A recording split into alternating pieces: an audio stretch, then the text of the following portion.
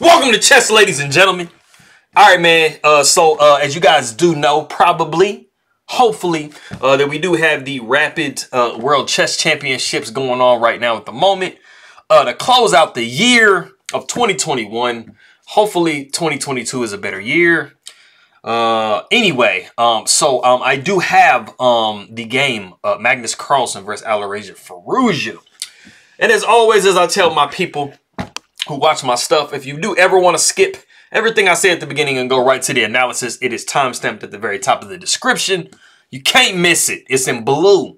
But for everybody else, of course, I'm going to say what's up to my people in the Philippines. Mabuhay, magandang umaga.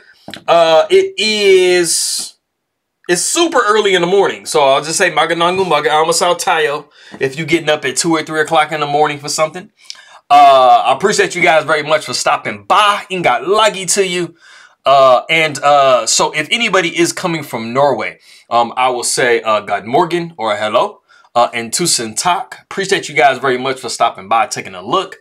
And for all of my people that are coming from Iran, I will say salam and khayli mamnoon. I appreciate you guys, merci, for coming by and taking a look at my stuff. And anybody who is coming from France, I will say bonjour to you. Let me see. Comment ça va? Comment allez-vous? Ça me fait plaisir de te voir, mes amis. Ma meilleure I think it's pour tous. Yeah, or pour toi. I'm spacing on that exactly. But I'm trying to say my best for you. I appreciate you guys very much. Merci beaucoup, mes amis. Bam, let's go ahead and get rolling. So we do have E4. We got C6. So we do have the Caro-Kann defense. And I know I said a long time ago that I would never switch from the French. I actually think the French is just a little bit better than the Caro-Kann. But due to my limited time, I was having a lot of problems with my bishop. As pretty much anybody you talk to who switched from the French to the Caro-Kann, it is because of that bishop on C8. The Caro-Kann pretty much alleviates that problem, and you have a very similar type of game, but I was always stuck in the center of the board, and so I did switch. So now I am a Caro-Kann guy. I still have my French stuff, so I might be playing the French from time to time, but this is a Caro-Kann. So we got D4, we see D5, and then we do have E5. So we do have the Caro-Kann, and this is the advanced variation. And probably 95% of the time, you will see bishop to F5. This is literally the entire point of the Caro-Kann, is to get your bishop outside of the pawn chain. And so that's what we see here. We got C4, just trying to attack, what black has tried to establish. We do see E6. Just solidifying this bishop, also allowing our other pieces to start getting into the game. We do see knight to C3. We have knight to E7. We got H3. We possibly can see, especially if you see the knight coming up here. I mean, that's just a done deal because you're going to be looking at G4. You're going to be looking at F3. And your bishop is stuckaroo. We do see knight to D7. Knight comes to F3. We got bishop back to G6. We are vacating this square for this knight to come in. We kind of need to do something with this knight to get it out of the way of this bishop. You can try to push C5 and then go knight to C6. That's also some other stuff you can do. We do have B3. We see knight down to F5. Bishop comes to E2. We see bishop to B4. Not a problem because we just play bishop to B2. We got castles by black, castles by white, and then we have F6. Now, when you're looking at the position, you pretty much have two different pawn pushes. It's either F6 or C5. And you almost always see C5. F6 is definitely very seen as well. White has a really nice pawn center established, and you want to try to break that down somehow. So those are going to be the two most common ways that you go about doing that. So we see F6, we got A3, and then the bishop actually comes back to A5, and this is the novelty of the game. We have seen, I believe it said 2 games in the database where we saw bishop to E7, but we do see bishop to A5 in this game. We're just maintaining the pressure on here. Not like it's anything crazy, but, we just want to maintain that. So, pawn takes D5, pawn takes D5. We see pawn takes F6, queen takes F6, and I mean, basically, both sides have done what they needed to do. I mean, you have your rooks connected for black, so you could technically say that black is just a little bit further ahead, but I mean, the main difference in the position that you need to be paying attention to is the fact that you have this pawn and it is controlling a lot of squares. And, you know, you do have the ability to gain some tempi on black. You know, like b4 can come backing this bishop up. So you will see a position coming up pretty soon where I'll be able to kind of talk about, you know, the different points in the position and why white is better than black. So rook comes to c1. We see knight down to h4, just, you know, trying to trade off the knights. So we do see that knight takes h4, queen takes h4, and then we do, like I said, see that b4. And so the bishop does come back to d8. We see bishop to g4, and white is slightly ahead now because you have just disconnected your rooks. And so, you know, you're trying to hit, you know, black's weaknesses. You know, this is definitely a soft point in the position. You know, you have, you know, these pawns pretty much stopped because of this pawn here, like I said. So, you know, you have this pawn here that, you know, needs a little bit of, you know, babysitting. So the bishop does come to f5. So we see bishop taking f5, rook taking f5. And I realize I didn't do the guess the move. So I'm going to try to see if I can figure out where we do that at. So anyway, we do see queen up to e2. The knight comes back to f8, and then we do see knight down to d1. You kind of have like a slight problem with this pawn on d4. This is pretty much like the piece that's like holding your entire position together and why you have your advantage. So you pretty much, you know, mostly have like kind of two legitimate ways that you can try to go about, you know, protecting that pawn, and that is either knight to d1 or knight to a4. Knight to a4 was actually slightly better because it does allow for a little bit more activity for white. So after you see b6, because you really don't want this knight to drop down into the c5 square, because you're going to be putting an immense amount of pressure on this pawn. You know, the rook will be able to come up to c6, and I mean, you are preparing, you know, a doubling of the rooks and stuff like that, and just completely taking over this file. But like I said, we do see knight down to d1. So the bishop does kind of escape from being on the back rank. So, you know, it's trying to get a little bit of activity. You know, we're putting a little double attack on this this point here. That is going to be the main focus of black, because this is, you know, like I said, this is the piece that's really kind of holding every black back as much as possible. So if we can get rid of this piece, then we actually have a passed pawn here that can get pretty dangerous. So the knight comes up to e3. We're placing a counterattack on this knight. We're like, hey, man, you can win this pawn if you want to. I'm going to take this pawn, this rook here.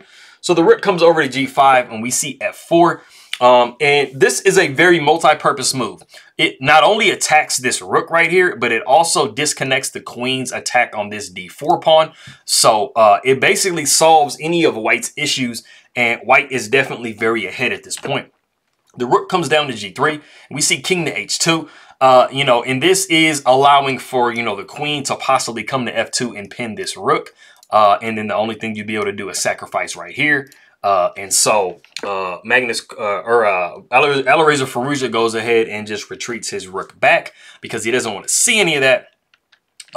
We got knight up to g4. We see queen back to d8. We have a4.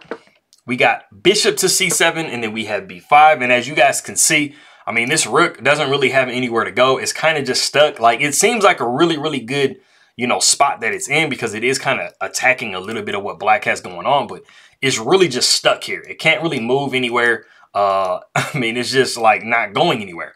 And then this bishop is back a little bit. And so as you can see, white has a nice amount of space. You know, they're using their pawns and creating tempi against, you know, Alireza Firouzja's pieces.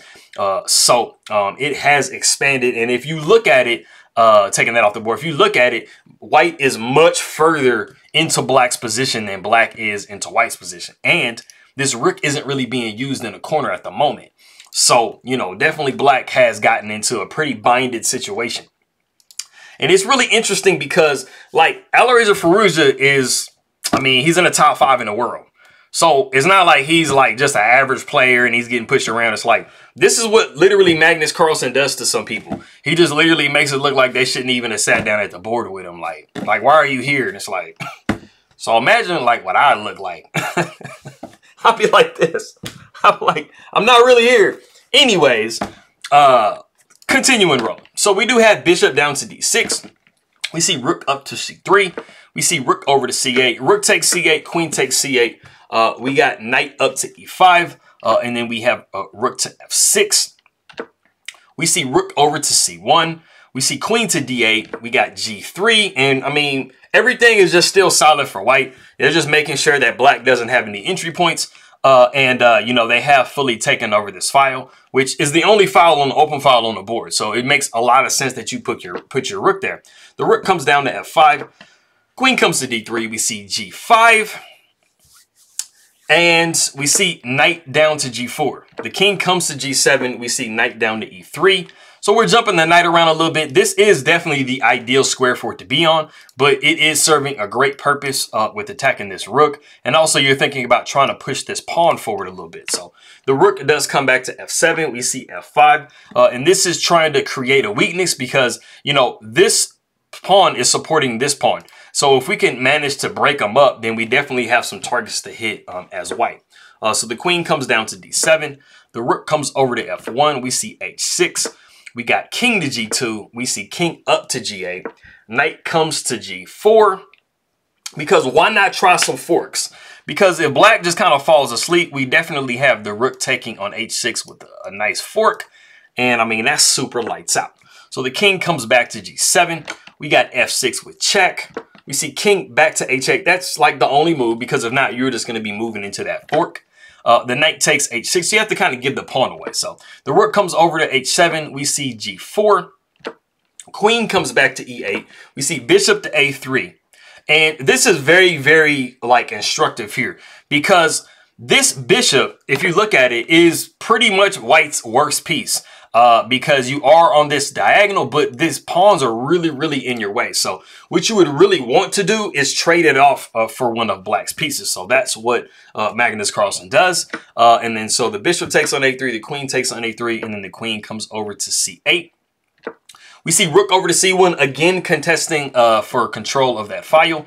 We see queen over to e8. We got knight up to e5. We see king to g8. We see queen to f3. And now we are threatening some nasties with this pawn moving. As you can see, this pawn literally went from here and just moved all the way up to f6. So the queen comes over to d8. The rook comes over to f1. We're anticipating moving our queen, so this rook is going to be protecting this pawn. We see king over to h8. Queen comes to e3. We see queen to c8, and we're trying to see if we can get in a queen to c2 check and picking up this pawn over here. But Magnus Carlsen just like completely denies that and goes rook to f2. We see g4, and this is where I was trying to stop the video at. This is like, okay, this pawn is gone. Like, there's really no way for you to hold this pawn. You can't, like, move a rook. You can try to move the rook here, but, I mean, g4 is just going to push the rook back away. And so this pawn is definitely leaving the board. So as I tell you guys all the time, if you're going to be losing a piece, try to go down swinging. Like, do the best that you can to try to make it to where, you know, you can at least, like, cause some type of damage to your opponent. So what we're hoping for is the pawn taking here. But the only unfortunate thing about the situation is this actually doesn't even do anything to white, because it literally just gives them a pawn. But sometimes, like, this should be instructive. You can probably do this in certain situations. Like, at least if you're going to lose the pawn, like, try to double, you know, white's pieces or something like that. As you can see, you know, if the position was a lot different, this would be a lot different for white to be trying to play. If there were less pieces on the board, maybe if it was like king and pawn versus king and pawn, you know, these would be a little bit harder to kind of work with. But, I mean, there's definitely a pawn over here, too, next to him. So, you know, the situation is not as bad. These pawns can really just start rolling. So it's not that bad of a situation. But Magnus Carlsen does go h4. He just shuts down everything that Firouzja is trying to do, saying, hey, man, you know, like, we don't need to, you know, really do anything extra. I'm just going to basically just wait Firouzja out. And at some point, Firouzja is going to run out of moves. Like, there aren't really going to be any moves that he can make. So he does go down rook to h5. The knight comes up to f7 with check. The king goes to g8. And then we do see knight to g5. And it is in this position that Alireza Firouzja does resign the game. And, I mean, like I said, this was a permanent weakness through the entire game. And so Firouzja is just rerouting his knight around. He's probably going to put his queen here. And once he pushes this pawn up here, I mean, black doesn't really have anywhere that they can go. I mean, they're pretty much going to be in checkmate. So that is the game. And that was game 7 from day 2 from the Rapid World Championships. I appreciate everybody very much for stopping by, and I will see y'all next time.